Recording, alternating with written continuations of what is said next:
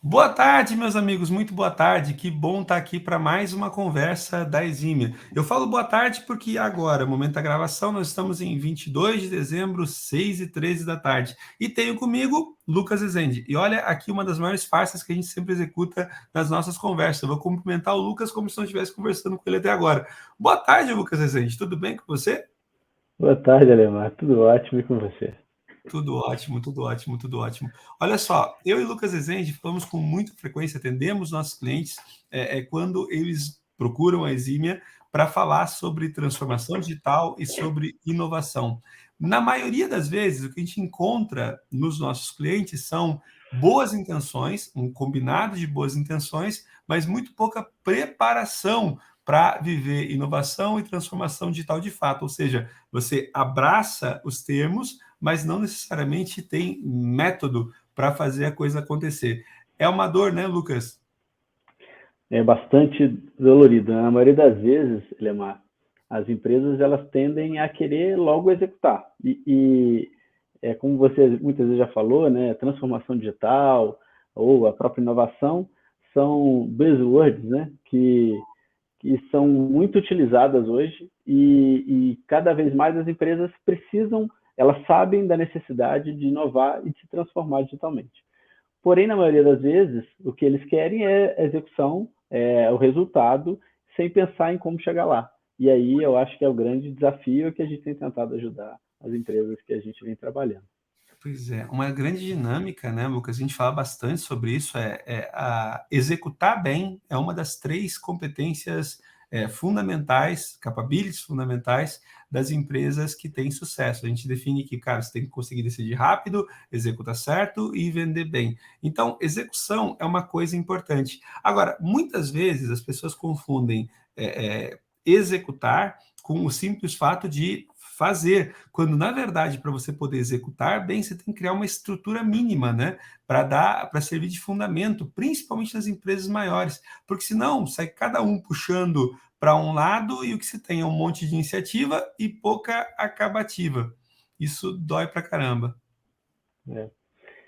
Na nossa experiência aí, ao longo dessas empresas que a gente vem ajudando nesse processo de transformação digital e de inovação, o primeiro passo é você estruturar um método, né? Estruturar ali um framework que se encaixe tanto na estratégia da companhia quanto nos processos que ela possui. Então, né, uma empresa de faturamento de milhões, ela é muito diferente de uma empresa de um faturamento um pouco menor. Então, você tem que estruturar um método que caiba, né, que se encaixe a realidade de cada uma. Porém, todos eles devem ter alguns passos que são muito importantes. E a gente começa trabalhando um pouco das capabilities, né, da inovação de maneira geral. A gente começa a estruturar, a entender o que é, por exemplo, inovar. E o que eu preciso para começar a executar a inovação. Pois é, pois é. E é tão difícil se entender, né, isso. Muita gente confunde inovação, né?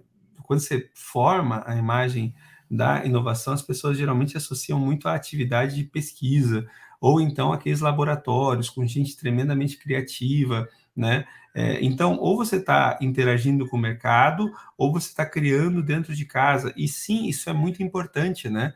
Mas quando você pega ambientes corporativos um pouco maiores, a gente tem fundamentação para isso, você tem três momentos de inovação. Você tem um momento de descoberta, que inclui exatamente essa parte de pesquisa, laboratório, parceria com o mercado, mas você tem também uma parte também tremendamente importante, que é de disseminação, né? A disseminação é o seguinte, não adianta de nada a empresa ter acesso ao novo, ter acesso ao potencialmente transformador, se eventualmente as pessoas dentro de casa não tiverem domínio sobre aquele novo, né? E como é que você faz para dar esse domínio? Num processo cíclico tremendamente desafiador de, primeiro, familiarizar as pessoas e depois de facilitar a experiência com aquilo, né? Muita gente acaba deixando de lado essa fase importante de disseminação do novo, né? E, consequentemente, acaba não criando musculatura para conseguir executar qualquer coisa que seja relevante. aí no mercado. E é aí que a pressa atrapalha, né? Exatamente esse trabalho de não disseminar certo, né?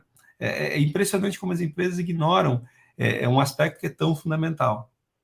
Você falou num ponto que para mim é muito importante, que é a primeira etapa dessas capabilities, que é a descoberta. Muitas são as fontes de descoberta, né? A gente tem fontes externas, você acabou de citar, a gente a todo momento está imerso a muito conteúdo de inovação. Então, você tem tanto o conteúdo que as pessoas estão entendendo, realizando, interagindo, né, no seu dia a dia, quanto você tem as fontes de prospecção, então são entidades de pesquisas que estão necessariamente estudando as tendências, as oportunidades que tem. Você tem os próprios colaboradores da companhia que vêm de outras experiências, vêm de outras companhias e também são fontes de descoberta, de inovação. Todo mundo quer trazer alguma coisa interessante que participou no passado para aquela nova empreitada. Você tem os executivos que vão em diversas oportunidades, ou palestras, ou imersões, e ali eles veem outros executivos trabalhando naquelas oportunidades. E aí é um ambiente muito rico. E aí todos aqueles inputs, né, eles têm que ser estudados, mas você tem que, de alguma forma, classificar aquela decisão. E como que você decide qual caminho tomar é o primeiro passo dessa organização. E, aliás, é aí que eu vejo que inovação e transformação digital conversam bem com o conceito de estratégia, né? A gente defende, inclusive numa conversa anterior com os nossos colegas, a gente defendeu a ideia de que estratégia é um padrão coerente para tomada de decisões, né? Então, nesse mundo tão rico, né? Primeira coisa, a gente já sabe que inovação não vai acontecer por caixinha de ideia, né? Você não vai ter uma caixinha de ideias e tentar convencer as pessoas a defender ali uma visão de transformação, porque, cara, dificilmente isso encontra eco, né? A gente fala sempre, né, Lucas, que cada organização precisa estabelecer o que a gente chama de guidelines e guardrails para a inovação, né? Tipo, cara, para onde, de certa forma, que quem coloca o dinheiro e quem está disposto a investir, para onde que essas pessoas estão olhando, para que direção que essas pessoas estão olhando? Esses são os guidelines, né? E os guardrails é tipo, cara, para onde que definitivamente, quais são os limites que nós não queremos ultrapassar, porque senão, como você disse, é tanta coisa acontecendo, tem tanta ideia boa, mas também tem tanta especulação, né, que eventualmente você acaba se perdendo num oceano de nada, né, e aí você precisa ter um pouco mais de consistência. Agora, estabelecer esses guidelines, estabelecer esses guardrails, é tarefa intransferível da alta gestão, né, ou tarefa intransferível de quem no final do dia vai ter capacidade ou autoridade para dar go ou no go, né, para cada projeto. Então, delimitar critérios, né? Delimitar critérios é algo fundamental. Um ponto Eu, interessante. Bom, desculpa, fala, não, por Luke. favor. Eu ia acrescentar o seguinte, né? Aí entra um ponto que é muito importante. A estratégia deve ser bem definida para que os guidelines guarda-reios eles se encaixem na estratégia também. Muitas vezes a gente vê a área de inovação ou a área de transformação digital criando mecanismos que eles acham que é o caminho que a empresa está tomando. Então, eles definem algo que eventualmente às vezes não está linkado realmente no objetivo da companhia. É, ou o que é pior, né? Às vezes você acaba utilizando, inclusive, né, você acaba fazendo um uso forçado de algumas expressões, por exemplo, tentando defender que você está fazendo uma disrupção, é uma descontinuidade com o negócio, é uma inovação de terceira onda, aí pegando modelos, né, mais consagrados para tratar de inovação, ou seja, você começa a achar um monte de subterfúgios para, na verdade, começar a desenvolver projetos que não se conectam com o negócio. E aí, consequentemente, tem, mais uma vez, muita iniciativa e com pouca acabativa, né? Então, essa centrada, né, essa ligação, estabelecer essa ponte entre o que é a estratégia, o que é visto, valorizado pela estratégia, e como que você pensa inovação, como que você pensa, eventualmente, transformação digital, é algo que tem muito valor. Mas, frequentemente ignorado, né? Porque você precisa fazer com que o pensamento estratégico seja conduzido de uma forma um pouquinho mais estruturada e um pouquinho diferente do que se faz tradicionalmente, né? Um pouquinho diferente do que a indústria tem praticado. é um bruto desafio sem dúvidas. É. E aí vem, você tem a estratégia, você tem as diversas fontes de boas ideias, né, ainda como ideias, e você começa a definir ali os guidelines, guarda-reios, que começa a definir os critérios dos projetos, das iniciativas. Porém, isso tudo precisa ser, de alguma forma, tangível. Né, você falou que uma das etapas é a disseminação. As pessoas precisam entender quais projetos estão sendo trabalhados, quem é responsável pelo quê, qual o objetivo daquela. E aí a gente começa a trabalhar algumas ferramentas para essa visibilidade, que é tão importante quanto a iniciativa, né? Não adianta você esperar que um projeto ele surja, ele seja finalizado, sem que as pessoas, de maneira geral, saibam do que daqueles. É muito importante que todo mundo da companhia esteja preparado para o que vem, para o futuro, que possa participar. Geralmente, os projetos têm retornos muito mais rápidos quando a contribuição do todo. Né? Sem contar que você acaba vendo, principalmente quando a gente fala sobre inovação, muitas vezes hoje inovação, em tempos de transformação digital, ela está associada com a utilização de recursos tecnológicos, né? Então, por exemplo, hoje se fala, por exemplo, sobre assistentes digitais, ou se fala, por exemplo, sobre metaverso, né? Metaverso é um tema controverso, tem gente que aposta como sendo the next big thing, e tem gente que acha que vai flopar, né?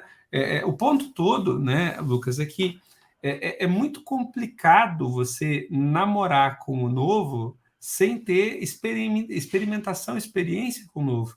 Por exemplo, uma das coisas mais tristes em termos de inovação é que nós temos hoje, por exemplo, recursos como um celular da vida aqui, né, que nos entrega um infinito de possibilidades, mas que na grande maioria dos casos, para a maioria das pessoas, acaba tendo um uso reduzido, condensado para acessar eventualmente mídias sociais, para você ver uma outra foto, para você acessar daqui a pouco uma ferramenta de chat para poder trocar algumas ideias, e você deixa de lado um mundo de coisas que isso aqui podia entregar. Esse é um ponto importante, né? As empresas às vezes até têm acesso a determinadas tecnologias, mas acabam subutilizando elas de tal forma que acabam deixando na mesa dinheiro bom, né? Ou pior, começam a colocar dinheiro bom em negócio ruim. E aí você tem de novo um desvio da estratégia. Um exemplo prático disso, falando sobre a importância de disseminação por meio de familiarização e facilitação. Cara, eu preciso saber a dinâmica de como uma assistente virtual funciona, como uma Alexa, uma Siri, para daqui a pouco eu começar a perceber, por exemplo, que eu poderia conectar essa assistente virtual daqui a pouco, uma API do meu negócio para fazer com que essa assistente virtual comece a responder na sala do conselho sobre questões relacionadas ao dia a dia da organização e assim ganhar tempo, por exemplo, porque muitas vezes um dos grandes problemas das empresas são as reuniões, muitas das reuniões acabam sendo adiadas para você poder marcar uma nova reunião para determinar o que é necessário para outra reunião, né? E assim você perde produtividade. Agora, como é que as pessoas vão saber disso?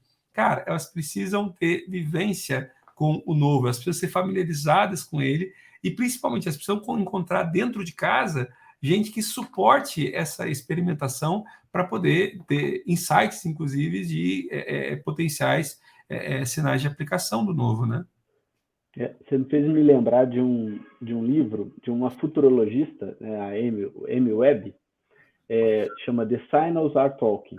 E ela fala o seguinte, que o grande desafio das pessoas quando pensa em inovação, transformação digital, é pensar realmente, considerar possibilidades ou pensar realmente ações inovadoras. A gente tende a pensar no que é tangível para a gente. Então, eu vou pensar no que o que o meu naturalmente eu já conheço. Então, o grande desafio está você em fazer algo que realmente é revolucionário. Então, ela traz alguns insights sobre isso. E aí está o grande desafio de se fazer realmente transformação digital, de se fazer inovação, e não apenas otimização ou digitalização. Acho que esse uma coisa que a gente observa muito, né? Muitas iniciativas, muitas vezes, elas são só uma extensão do que eu já faço. Aqui eu estou compartilhando o livro esse aqui, né, da Amy Webb, The Signals or Talking. A Amy Webb, aliás, ela é espetacular, né? Ela é muito boa. E aí você conecta, eventualmente, Outro tema importante que eventualmente cabe numa outra conversa nossa, Lucas, que é o futurismo, né? Porque o que é o futurismo? O futurismo não é a arte de tentar adivinhar o futuro, não é futurologia, mas é você construir uma perspectiva de quais são os futuros mais prováveis e como que você prepara a sua organização para habitar nesse futuro provável e, principalmente, como que a sua organização pode impactar ou até direcionar o que seria um futuro provável, né? Eu gosto muito da MWeb, eu acho que, cara, futurismo, né, é um tema que a gente vem ensaiando bastante, falando com os clientes, é uma coisa que não pode ser de forma nenhuma ignorada. E claro, né, Lucas, assim, a gente falou sobre primeira fase de descoberta, então a gente precisa ter uma descoberta estruturada, essa descoberta, eu tenho que admitir que eu tenho diversas fontes, essas diversas fontes trazem para mim aí, como você disse, por exemplo, desde a vivência de quem trabalha na empresa, até parceria com outros institutos, eventualmente modelos mais ousados de fusão e aquisição, para você buscar parcerias para Open Innovation, enfim, possibilidade de investimento como capital, utilizando aí conceitos de venture capitalism, né, para você começar a fomentar também o mercado. Enfim, tem fontes diversas quando você fala de descoberta. A gente falou um pouquinho sobre disseminação, então, poxa, eu preciso trabalhar com familiarização e facilitação para poder fazer com que as pessoas consigam usar bem o novo.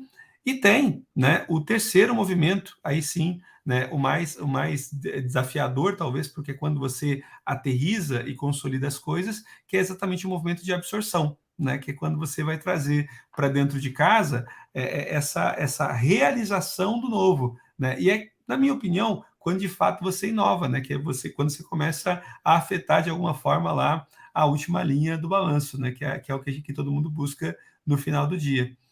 Enfim, como é que você tem visto a absorção da inovação nas organizações, meu amigo Lucas Rezende?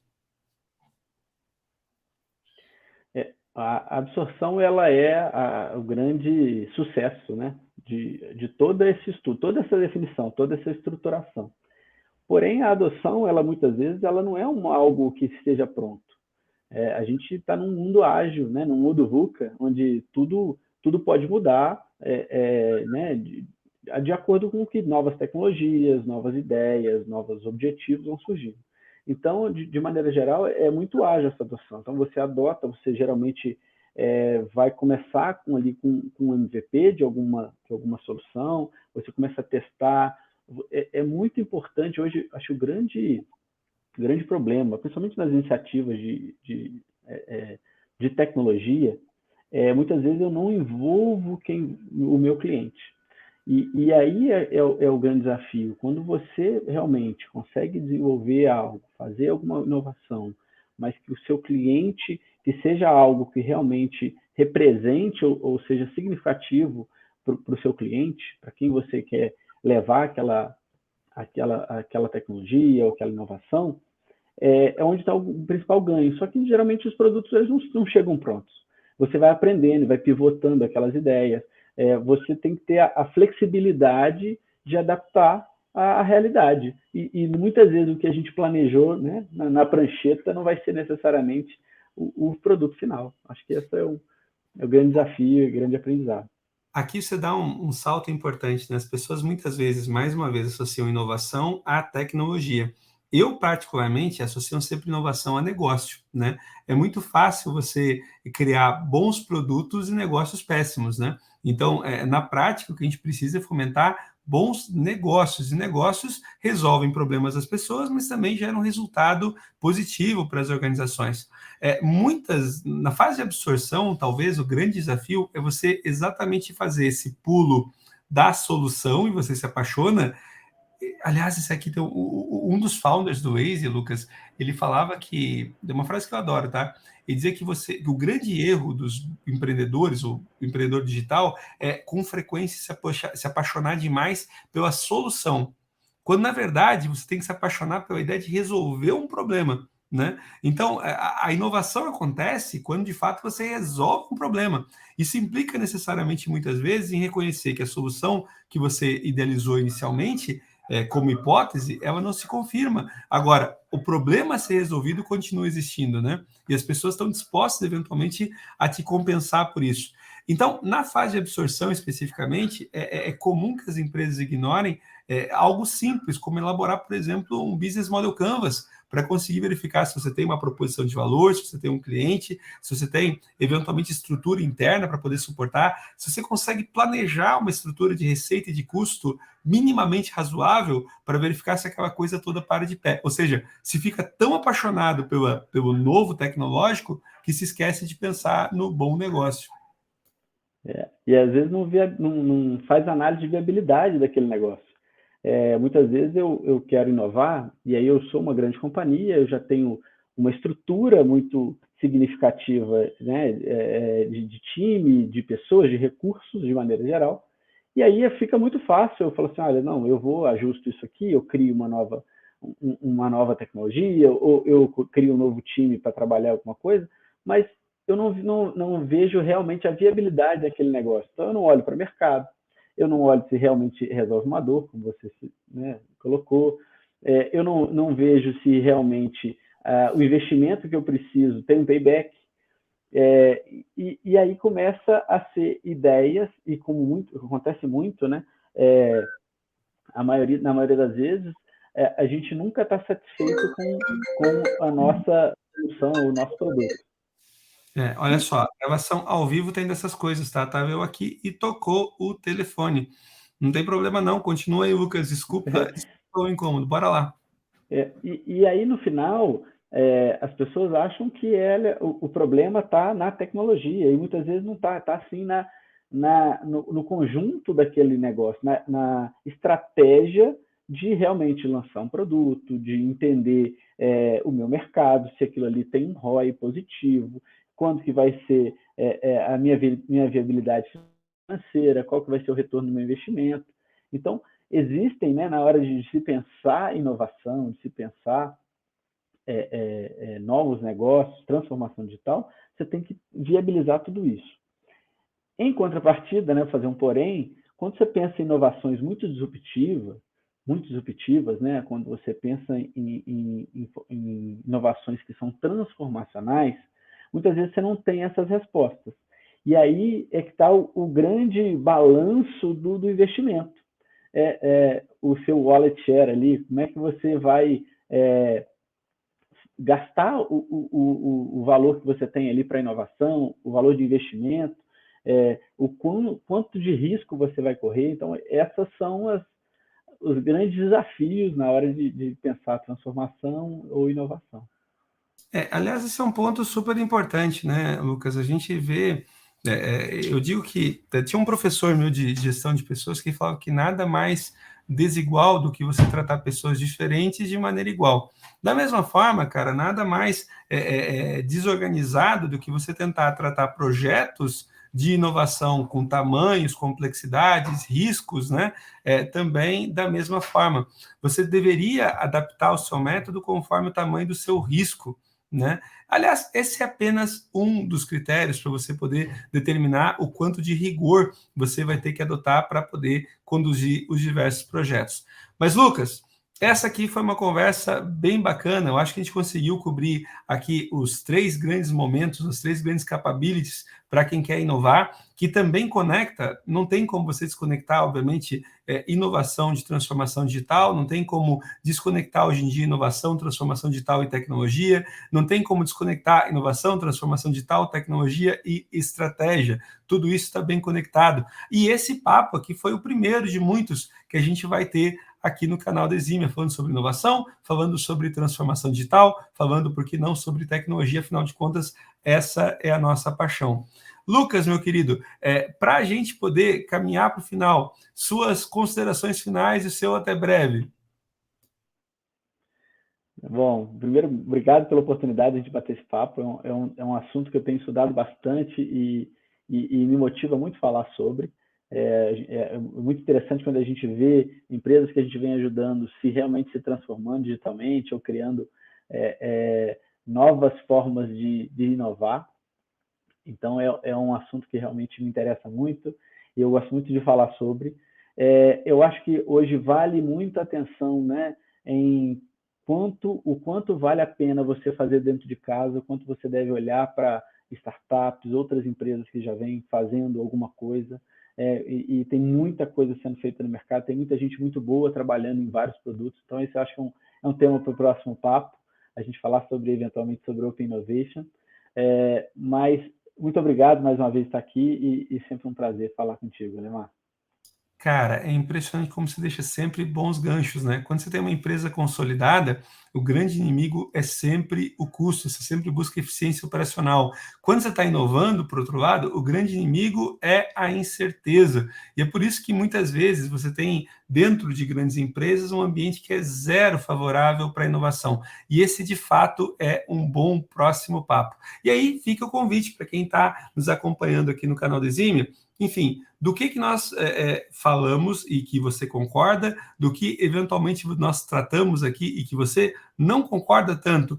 Quais são as nossas grandes omissões? Que observações ou contribuições que você consegue fazer para esse bate-papo? Deixa registrado aqui nos comentários. E aqui, momento blogueirinho, né, Lucas?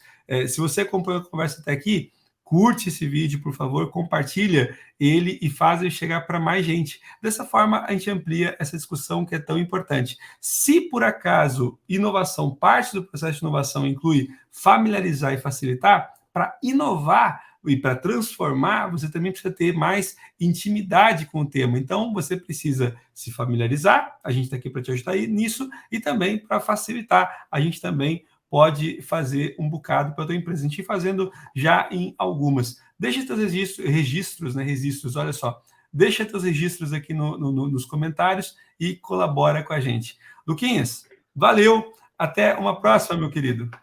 Valeu, querido. Um abraço, gente.